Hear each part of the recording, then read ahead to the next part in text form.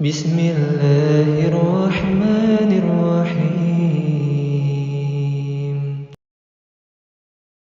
Tapi para jamaah Bapak Ibu yang dimuliakan oleh Allah Ta'ala, kita akan menyampaikan ilmu lanjutan terkait dengan kondisi di akhir kehidupan kita nanti, yaitu di alam akhirat ya. Setelah manusia melalui proses ketika mereka dibangkitkan dari alam kubur, kemudian mereka dikumpulkan di padang mahsyar, mereka akan melalui yang dinamakan hisab perhitungan ya. Semua manusia, baik orang kafir, orang mukmin, itu akan melalui proses hisab. Itu pendapat yang lebih kuat. Meskipun ada pendapat orang kafir nggak dihisab, apa yang mau dihisab? Ya nggak ada masalah, itu perbedaan pendapat saja, khilafiyah.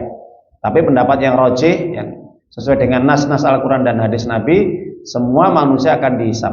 Intinya adalah untuk menampakkan amalan-amalan yang dikerjakan oleh manusia, baik keburukan ataupun kebaikan, itu akan diperhitungkan oleh Allah, sekecil apapun. Makanya tadi kalau kita mendengarkan apa yang telah dibacakan oleh imam di dalam sholat tadi, itu mengingatkan kita bahwa semua manusia tidak terlepas daripada perhitungan Allah. Yang namanya amalan yang dikerjakan nanti, sekecil apapun kebaikan, akan diperhitungkan, akan ditampakkan. Sebaliknya, keburukan sekecil apapun akan diperhitungkan dan ditampakkan. Faman ya'mal mithqala dzarratin khairan yara wa man ya'mal mithqala dzarratin syarran yara. Ya. Jadi dalam surat Al-Zalzalah ayat yang terakhir itu.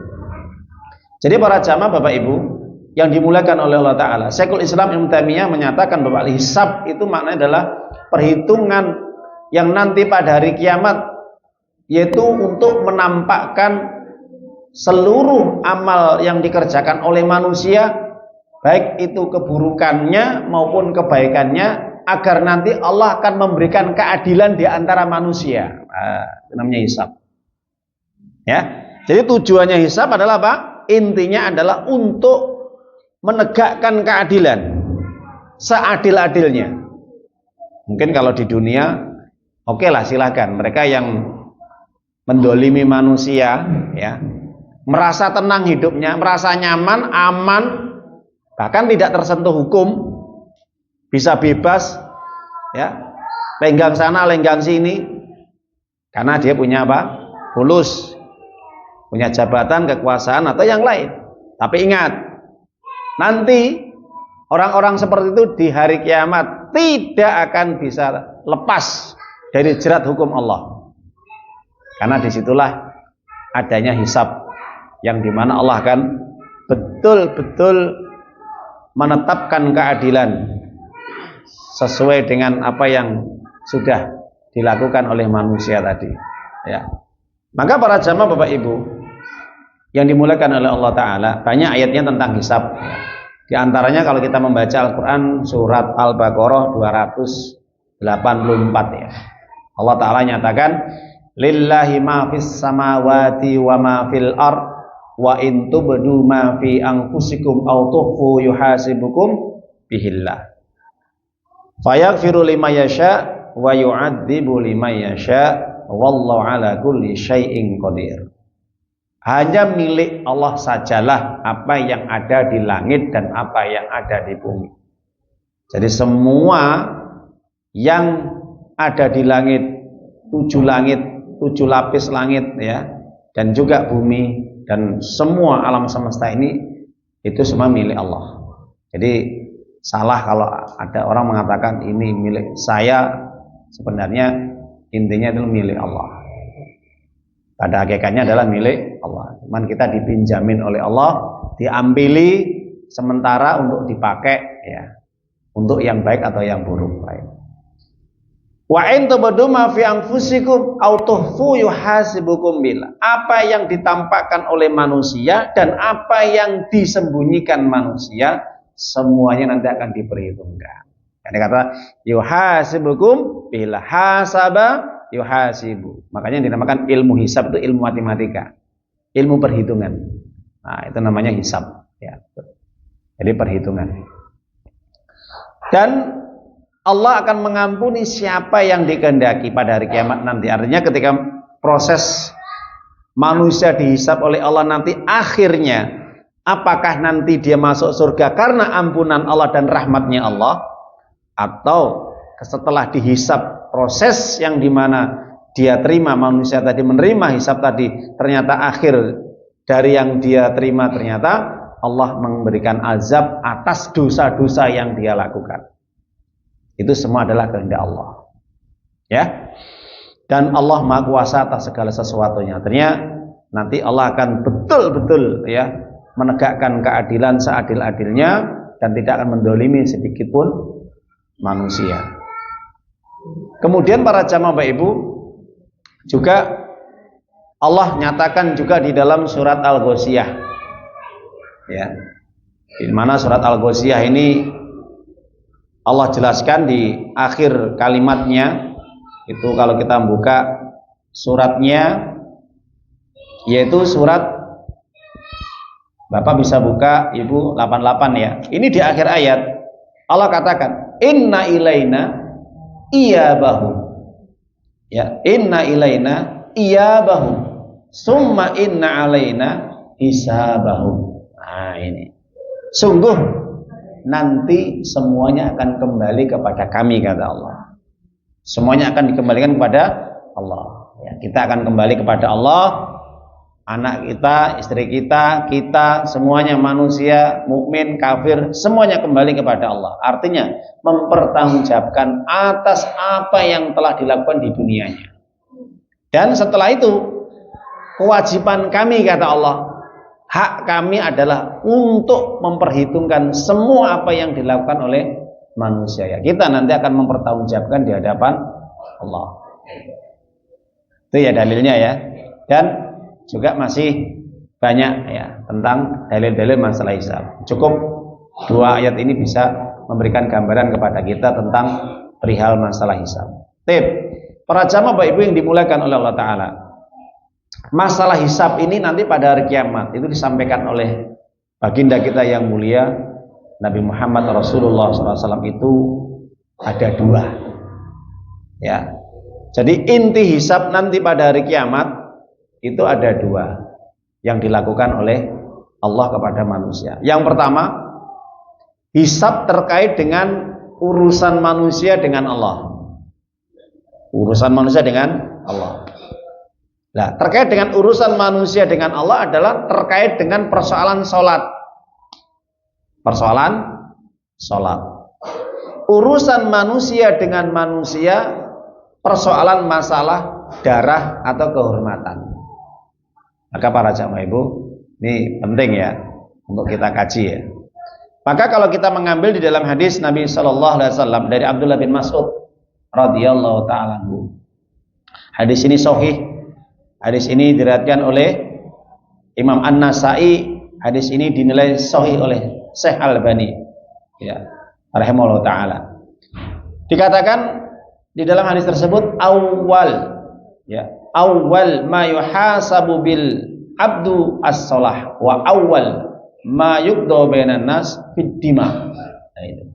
Ya, awal ma yuhasabu bi al abdu yaumal qiyamah as-salah. Ya, jadi yang pertama dihisab nanti terkait dengan urusan manusia, hubungannya dengan Allah adalah salatnya. Dan urusan manusia dengan orang lain, dengan manusia yang lain, fiddima awwalu muhasabu bainan nas, awwalu ma yuqda bainan nas fiddima. Adapun nanti Allah menegakkan tentang keadilan dari hisab yang nanti Allah tegakkan, itu terkait dengan apa? Darah. Nah ini tip para jamaah Ibu yang dimuliakan Allah Ta'ala, terkait dengan sholat ya. Maka orang semasa hidupnya, kalau dia menjaga sholatnya, ini kita bicara yang sholat dulu ya, ini belum tentu selamat Pak Bu. Belum tentu selamat. Yang sholat itu belum tentu selamat. Kenapa? Karena persoalan sholat ini persoalan yang sangat betul-betul rinci betul, sampai dijelaskan dalam hadis yang panjang. ketika orang membawa ibadah sholat, ya, kelihatannya di dunia sergap sholat Pak Bu, rajin sholat. Tapi apakah nanti diterima itu bisa sukses di hari kiamat, bisa lolos, goal, sukses? Belum tentu. Belum tentu Pak Bu. Kenapa? Karena ketika nanti catatan ibadah sholatnya yang akan disetorkan kepada Allah melalui malaikat pencatat amal, disuruh membuka lembaran. Jadi lembaran amal sholatnya disuruh buka. Ya, ini bagaimana kira-kira fulan ini sholatnya? Tunjukkan. Dibuka Pak lembaran sholatnya. Ujung barat, ujung timur, karena catatannya begitu banyak ya. Satu orang itu, satu persatu nanti disidang sama Allah. Ketika tatkala dihisab, maka ternyata ada orang yang memang sholatnya itu kurang benar. Nah ini yang jadi masalah ini. Ada masalahnya Pak, kurang benar, kurang baik. Mungkin dilihat dari segi kurang khusyuknya, atau mungkin kurang tumak ninanya, atau kurang yang lainnya. Hati-hati Pak Bu. Jadi ini kadang-kadang orang kalau sudah rumah sampai sholat, sudah merasa sholat sudah cukup gitu, belum tentu. Makanya mumpung kita masih hidup ini bicara sholat ya. Nah, maka dari situ Rasulullah SAW menyatakan dalam hadis, inna awwala ma yuhasabu bil abdu yaumal qiyam min abdihi atau min amali as-shalah. Nanti pada hari kiamat orang akan dihisab terkait dengan urusan sholatnya dari seorang hamba pada hari kiamat. Itu bagaimana nanti? Apakah sukses atau tidak? Fa in salat faqad afla wa anja, wa in fasadat faqad khaba wa khasira. Nah ini. Kalau orang tadi sukses, baik sholatnya Pak, bisa menjaga khusyuk dan tumak ninahnya, dijaga dengan tertib, begitu juga dengan jamaahnya. Kalau dia laki-laki, maka semua itu akan mempengaruhi dari amal-amal yang lain. Iya, kita pending dulu. Kita lanjutkan. Jadi para jamaah Bapak Ibu yang dimuliakan oleh Allah Azza wa Jalla, bahwa nanti manusia, mereka yang semasa hidupnya seorang muslim yang menjalankan sholat, itu tidak terlepas dari hisab yang nanti akan diperhitungkan oleh Allah. Diteliti betul sholatnya, dicek apakah ada kekurangan, bahkan mungkin ada rusaknya.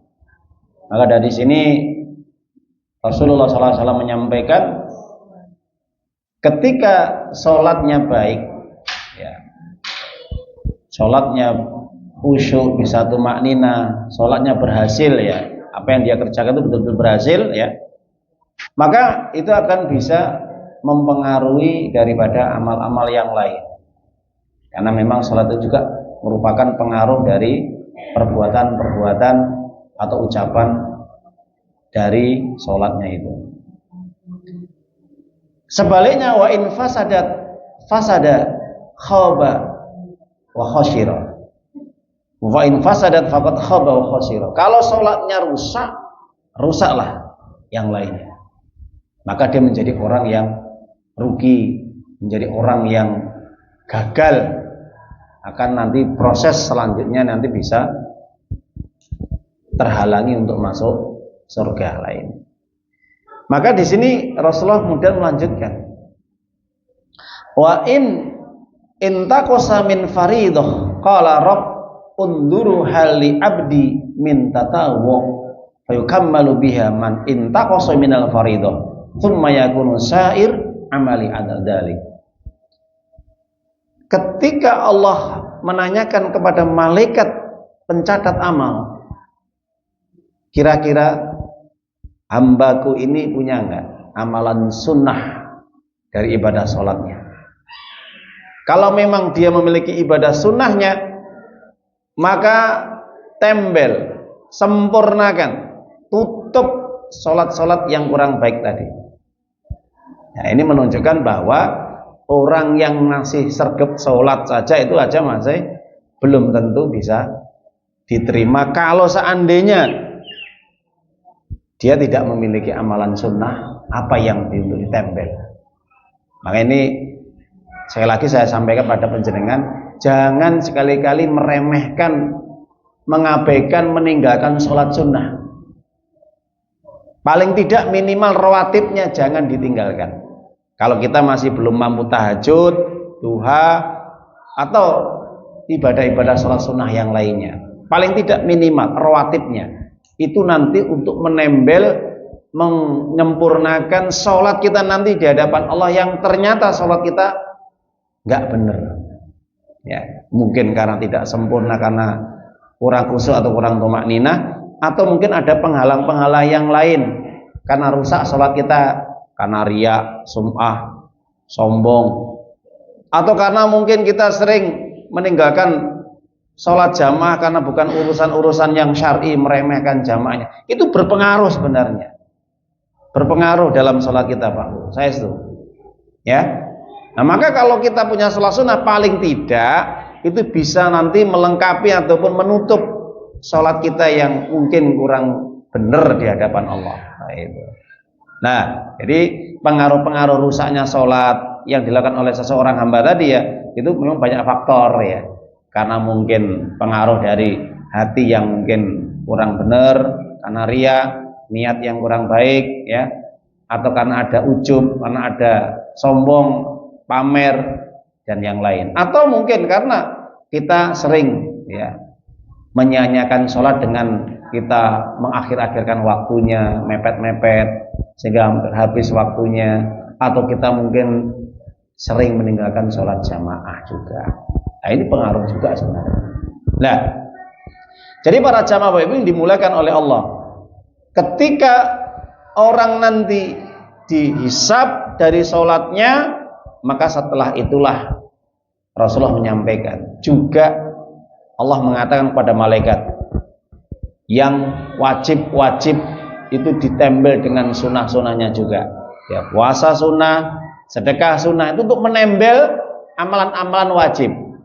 Mungkin puasa wajibnya kurang benar, atau mungkin tercoreng, ternodai dengan dosa. Nah itu dia punya nggak puasa sunnah, sama terus seperti itu terus. Jadi setiap amalan wajib yang dilakukan oleh seorang hamba nanti pada hari kiamat, itu akan dilihat apakah dia punya amalan sunnah tidak. Kalau punya, tempel. Nggak punya, ya sudah. Itu yang dia dapatkan nanti. Ya, apakah dia nanti celaka atau tidak? Nah, nanti ada penjelasan berikutnya. Nanti akan ditimbang, diteliti lagi, ya toh. Kemudian catatannya seperti apa, dihubungkan dengan amalan-amalan yang lainnya. Nah, itu akan menentukan juga. Para jamaah Bapak Ibu yang dimuliakan oleh Allah Subhanahu wa taala. Maka orang yang masih mengerjakan sholat saja belum tentu bisa lolos ujian Allah. Nah, sekarang jadi pertanyaan, bagaimana mereka yang tidak sholat? Apa yang mau diperhitungkan? Lah, ini menunjukkan tetap mereka dihisab meskipun mereka tidak punya amalan sholat. Ya. Maka kalau orang yang dia tidak memiliki amalan sholat, ketika nanti ditanya, diperhitungkan ternyata dia kosong momplong, atau dulu mungkin ya bisa jadi dia tidak sholat, dulunya sholat tapi pensiun. Dulu sholat, setelah itu apa? Pensiun. Ada nggak yang dulu sergap sholat, kemudian setelah dia sakit sampai dia meninggal dunia dia pensiun, nanti berhenti dari sholatnya. Atau mungkin dia pernah sholat kemudian berhenti sholatnya. Nah, orang-orang yang seperti ini ditentukan dengan akhir kehidupannya. Jadi yang dulu ya sudah tidak bermanfaat. Kenapa tidak bermanfaat? Karena Allah menentukan akhir kehidupan manusia seperti apa. Innamal malu bil khawatim. Amal yang menentukan adalah ketika akhir kehidupannya. Itu nanti, Pak. Hati-hati, Pak. Jadi kadang orang anggapan, oh dulu saya pernah sholat kok, sekarang saya nggak sholat. Karena apa? Karena repot, karena sakit, karena tua, karena ini dan itu. Bisa, hati-hati lagi. Yang menentukan bahwa seseorang nanti itu akan betul-betul selamat atau tidaknya, itu juga nanti terkait dengan akhir kehidupannya, dia sedang apa. Sholatnya masih dipertahankan sampai dia mati atau tidak. Nah, ini penting. Nah, bagaimana orang ketika hidup dia tidak membawa amalan sholat, atau mungkin dia tidak pernah sholat atau pernah sholat tadi saya katakan pensiun, ya ini. Maka sebagian ulama mengatakan orang yang seperti ini jatah yang dia terima adalah neraka sakor.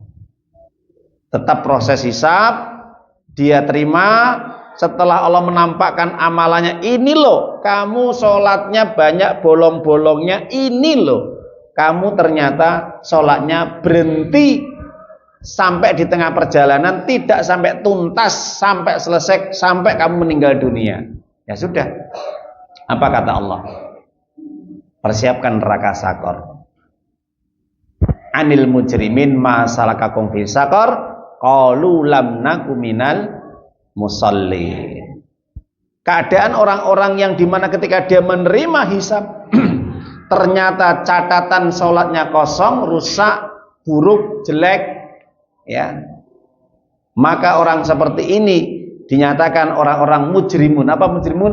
Orang yang melakukan perbuatan dosa besar di hadapan Allah, bahkan dosanya lebih besar daripada apa? Membunuh, berzina, mencuri, merampok, makan riba dan yang lainnya. Karena meninggalkan suatu dosa lebih besar daripada perbuatan yang lainnya, dosa-dosa yang lain. Al-kabair itu pendapat yang disampaikan oleh Ibnu Qayyim al-Jauziyah dan ulama-ulama yang lain.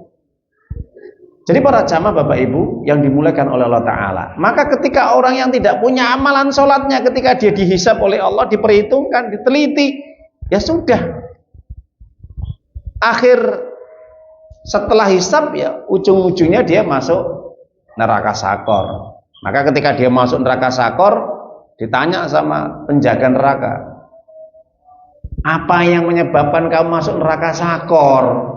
Kok bisa-bisanya kamu masuk neraka ini? Semuanya menjawab, mereka yang semasa hidupnya meninggalkan sholat. Qalu lam naku minal musallin, kami semasa hidup tidak pernah menjaga sholat dengan baik. Ya, hati-hati Pak Bu. Jadi mereka, terutama ini anak-anak remaja ini ya, yang kena penyakit ya, wahen, kena penyakit meremehkan, cinta dunia, males untuk ibadah sholat. Ini hati-hati, ini peringatan ya, mumpung masih hidup. Anak sampaikan seperti ini ya. Nanti pada hari kiamat mereka yang suka meninggalkan sholat akan memasuki neraka sakor. Masalakakum di sakor, qaulam naku minal musallin. Jawabannya cukup ya, tegas mereka. Kami semasa hidup tidak pernah sholat atau tidak mau sholat, suka meninggalkan sholat, males untuk sholat, aras-arasan Pak Bu, karena sibuk, repot, ini dan itu, alasan-alasan yang lain. Dah ya, oke. Maka orang-orang yang sudah tidak punya amalan sholat ini ya sudah, mereka akan semakin cepat dipercepat sama Allah untuk hisabnya dan masuk neraka. Kenapa? Orang yang seperti ini telah mengingkari ayat-ayat Allah. Wa may yakfur bi ayatillahi fa inna sari'ul hisab. Fa innallaha sari'ul hisab. Siapapun yang mengingkari ayat-ayat Allah, maka perhatikanlah, hisab Allah itu sangat cepat. Jadi ayat ini diperuntukkan pada siapa? Kepada mereka yang tidak punya amalan sholat, dipercepat. Percepat kemana? Masuk neraka. Nanti amalan mau diapakan? Ya. Beda mereka yang masih sholat, meskipun kadang-kadang sholatnya tadi masih kurang baik.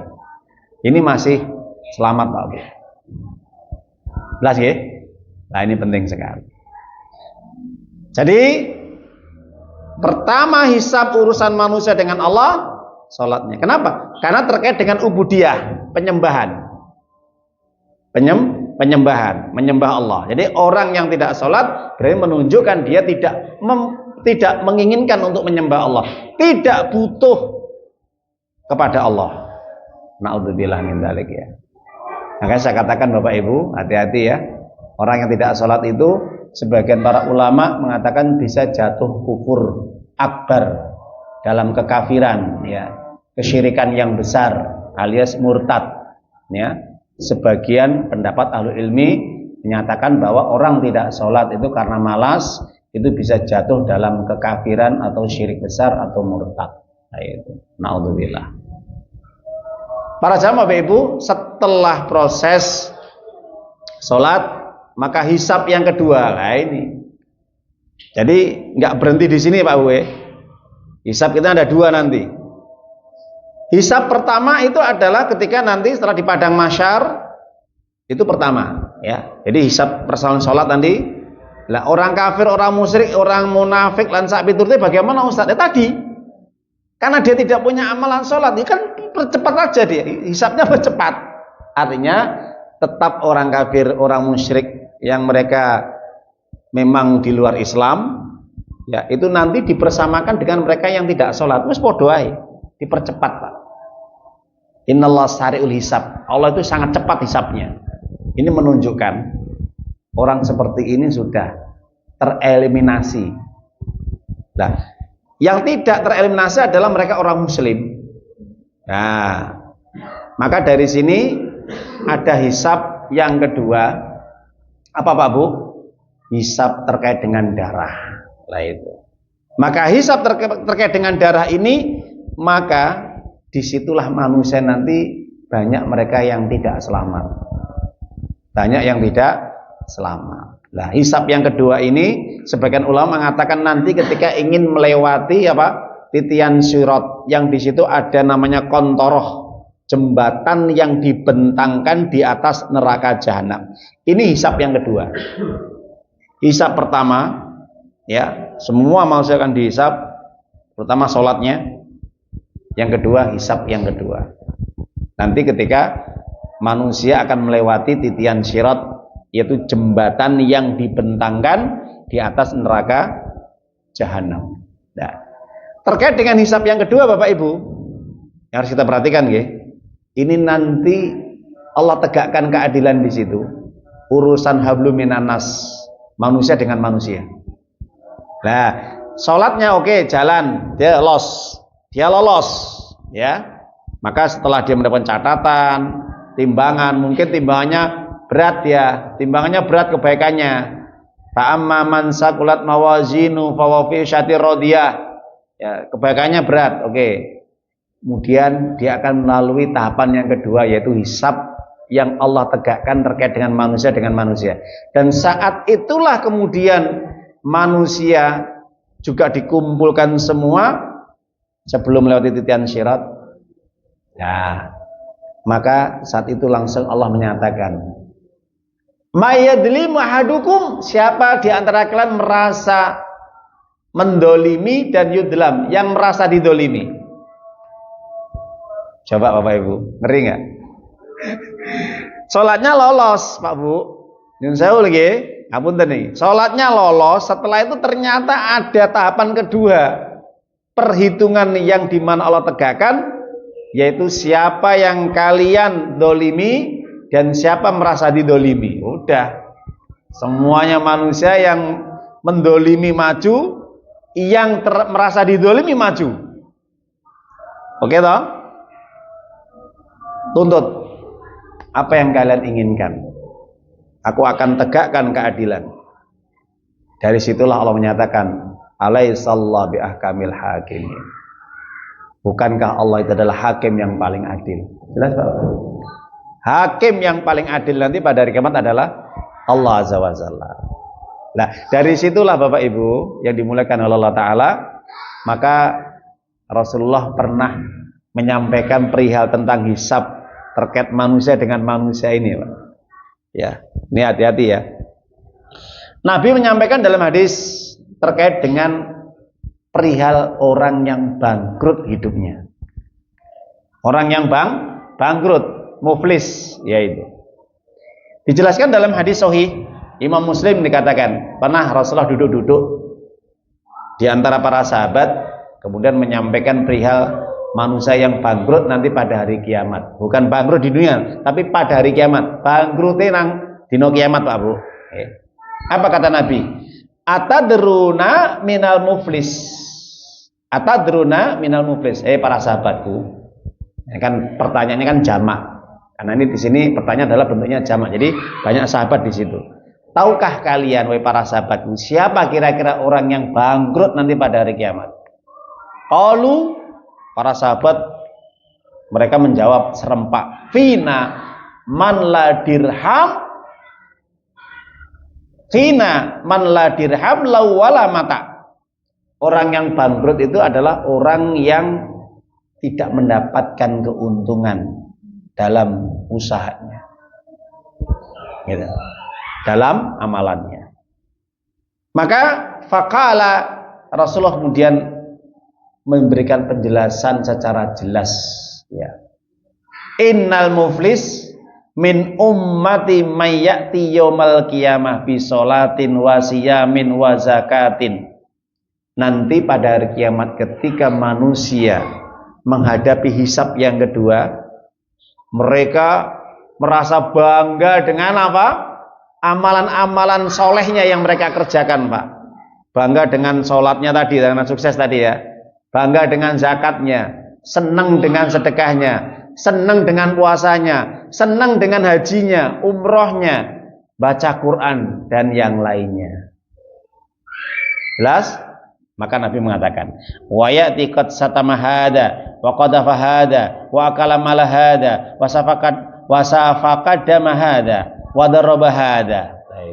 Ternyata setelah orang-orang yang merasa dia ini ya senang dengan amal-amalan yang begitu banyak ya, pikiran dia mungkin nanti dia akan lolos, akan bisa melewati titian sirat ya. Ternyata Rasulullah mengatakan si fulan ini juga membawa amalan-amalan buruk. Di satu sisi membawa amalan baik, dia membawa amalan buruk atau membawa dosa, dan itu dosa besar. Semasa hidupnya orang ini ternyata dia sholat tapi suka mengadu domba, suka mengfitnah, suka menggunjing, menggibah. Dia sholat, zakat, puasa, haji, dia mengambil hak yang bukan miliknya, merampas rakyatnya, merampas tetangganya, menggeser tanah tetangganya, mendolimi rakyatnya, mendolimi saudaranya, mendolimi tetangganya, membunuh, menampar, memukul, mengambil, merampok, mencuri, lansak piturute. Artinya terkait dengan kedoliman kepada manusia, bukan dirinya, tapi kepada manusia. Jangan Pak Bu. Sampai seperti itu Nabi menyampaikan, orang yang seperti ini, kata Allah, tuntut kalian. Siapa yang kalian tuntut? Ya, ternyata dia ya Allah. Jadi, nyun saya Pak Bu, ini saya jelaskan. Meskipun orang semasa hidupnya pernah mendolimi, itu sudah lama ya, nggak teringat. Wes, siapa yang pernah mendolimi, meskipun ringan, nanti pikiran otak manusia di sana itu diinstal oleh Allah. Kembali ingat sekecil apapun pernah siapa yang pernah didolimi dan mendolimi. Jelas Pak Bu? Ya, mulai kita balik, akil balik, SMP, SMA, kuliah sampai tua, semuanya ingat semua Pak. Subhanallah. Kita pernah dolimi, misalkan teman kita ya tempeleng, kita ludahi, kita olok-olok, atau kita fitnah dan yang lain, itu semua ada, catatannya ada semua. Ngeri nggak Pak? Ya, terkait dengan apapun, utang piutang, nggak mau bayar dan sebagainya, itu ada. Makanya harus kita ingat-ingat sebelum nanti kita ingat semuanya di sana. Ya, nah, apapun kedoliman yang pernah dilakukan oleh manusia itu, itulah nanti yang akan menjadi pertanggungjawaban dia di hadapan Allah, sehingga orang yang pernah mendolimi itu nanti akan rugi, bangkrut, kata Nabi. Apa persannya? Ternyata pahala-pahala kebaikan dia itu tersedot, ditransfer kepada orang yang pernah yang didoliminya. Ketika dia tidak memiliki kebaikan, habis karena diambil dari orang yang pernah didoliminya, akhirnya dia harus menanggung kesalahan dosa yang pernah didoliminya. Maka dari sini Nabi mengatakan apa? Di akhir kalimatnya, faturihat alaihi tsumma turiha finnar. Kalau itu sudah habis kebaikannya dan dia menanggung dosa dari orang yang pernah dolimi, maka cukup cemplung nang neraka saja dia. Ternyata apa Bu? Ketika melewati titian sirat gagal dia. Terpleset, jatuh ke neraka jahanam. Karena di bawah itu neraka jahanam. Jelas Pak Bu? Ya, maka apa yang telah disampaikan Nabi ini menunjukkan bahwasanya Allah menegakkan keadilan kepada orang-orang yang semasa hidupnya, baik itu mereka mendolimi atau yang didolimi, itu nanti akan betul-betul sama Allah ditegakkan. Tidak ada sedikit pun yang terlewatkan, satu pun amalan tidak terlewatkan, Pak Bu. Ya, apapun kejahatan, kemaksiatan, dosa, kedoliman dan yang lain kepada manusia, itu akan Allah tegakkan seadil-adilnya. Makanya kalau sekarang orang bisa lolos dari jerat hukum, ya, kemudian hakim bisa disogok, jaksa bisa disogok, dia punya uang, dia punya kekuasaan, nggak ada masalah di dunia. Nah, dunia itu adalah sesuatu yang menggiurkan, yang melalaikan, melenakan, ya, kebohongan. Maka di sana semuanya tidak akan bisa lepas dari jerat hukum Allah. Makanya kadang-kadang ada toh orang yang merasa terdolimi, dia, saya tuntut penjenengan nanti di akhirat. Oh, ngeri, Pak. Itu kalau sudah ngomong seperti itu, ya, dia tidak akan pernah memaafkan orang tadi. Saya tuntut Anda nanti di akhirat. Itu makanya kalau ada orang-orang terdolimi, ya, difitnah atau terjerat hukum, dia nggak salah, difitnah dan yang lain, nah itu bahaya sekali, Pak. Ya, para hakim-hakim atau yang lain itu, ya, itu bisa nanti. Nah, jadi para jamaah ibu yang dimuliakan oleh Allah SWT, itulah gambaran bagaimana hisab yang disampaikan oleh Allah dan Rasulnya kepada kita, yang dimana nanti semua akan kita lalui, ya. Kita akan rasakan bagaimana hisab terkait dengan ibadah sholat kita, dan hisab terkait dengan amal keburukan kita atau kebaikan kita, terkait dengan urusan hablum minanas dengan manusia. Maka hendaknya kita senantiasa untuk berhati-hati. Kalau seandainya kita mungkin masih memiliki kesalahan, segera kita minta maaf sebelum nanti tidak ada penghalang antara manusia, ya, ketika mereka menuntut, ya, di hadapan Allah atas kedoliman-kedoliman yang pernah kita kerjakan, ya. Maka segera kita minta maaf, ya, supaya nanti di sana terbebas dari tuntutan. Nah, itu. Wallahu a'lam bishawab. Ini saja kurang lebihnya yang kami sampaikan. Nanti kita akan lanjutkan terkait dengan macam-macam hisab, ya, nanti pada hari kiamat, ya. Jadi masih panjang pembahasan kita. Wallahu a'lam bishawab. Ini saja kurang lebihnya. Kita akhiri majelis ini dengan bacaan hamdalah. Alhamdulillahirabbil alamin. Subhanaka Allahumma wa bihamdika asyhadu an la ilaha illa anta astaghfiruka wa atubu ilaik. Ayyuhalladzina amanu ittaqullaha haqqa tuqatih wa la tamutunna